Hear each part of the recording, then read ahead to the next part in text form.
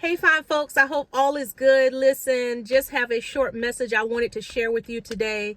I was talking with my daughter earlier, and what I try to do with all of my kids is share things that I've learned in life so that hopefully at their young stage of life, they can get some lessons that I didn't learn until much later.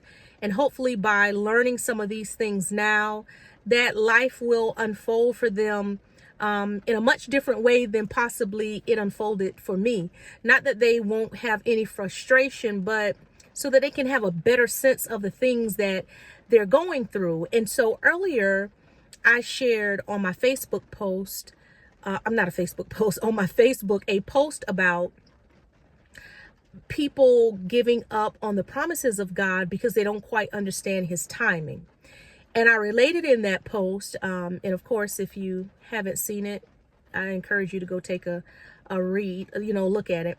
I encouraged people, or in encouraging people, I shared that a number of the things that I know that God had promised me, if I had gotten them at the time when I wanted them, I would have lost them due to immaturity. And so there was a lot of things that as I was going through life, I didn't quite understand because I didn't understand the timing. I didn't understand necessarily what was being developed in me. And so it led to a lot of frustration, a lot of disappointment, a lot of discouragement, because I'm like, God, remember me. So I was telling my daughter, she's young, 19, turning 20 this year. I said, man, as you're going through life, I want you to look at each stage of life as a development period, right? And within that time frame, whatever skills, attitudes, habits, motivation, discipline, whatever it is, or however it is that God is developing you, just to try to remember that that's the context you're in.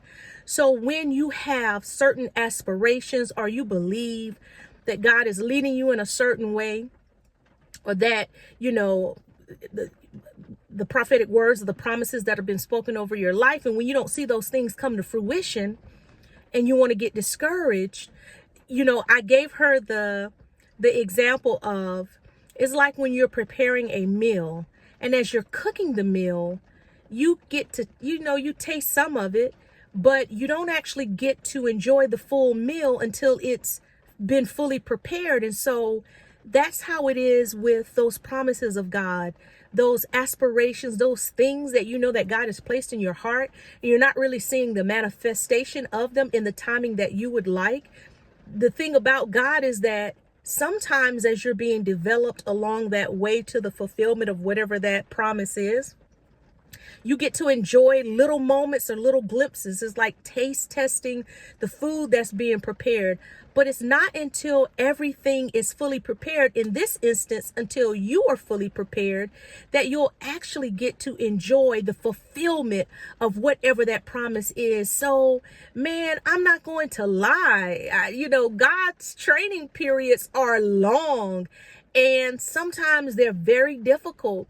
And sometimes you will encounter discouragement, but I just want to encourage you somehow, some way, if you can hold on to the fact that if you're being made to wait, it's for a reason, that so that whatever God is bringing you to, you'll be able to hold on to it. Because, man, you don't want a door to open up for you, a good door that you've been praying and hoping for, and you don't walk through it because maybe during your development process, you needed to learn confidence and to be courageous, and you weren't allowed the proper time. So when the door opened, you were too afraid to walk through it. Or maybe you needed to learn discipline and, self-control and self-restraint, and your door opened up for you. You walked through it, but man, you lacked the discipline to hold on to whatever that open door was, or the self-restraint, so that you could remain in the position where God had placed you. So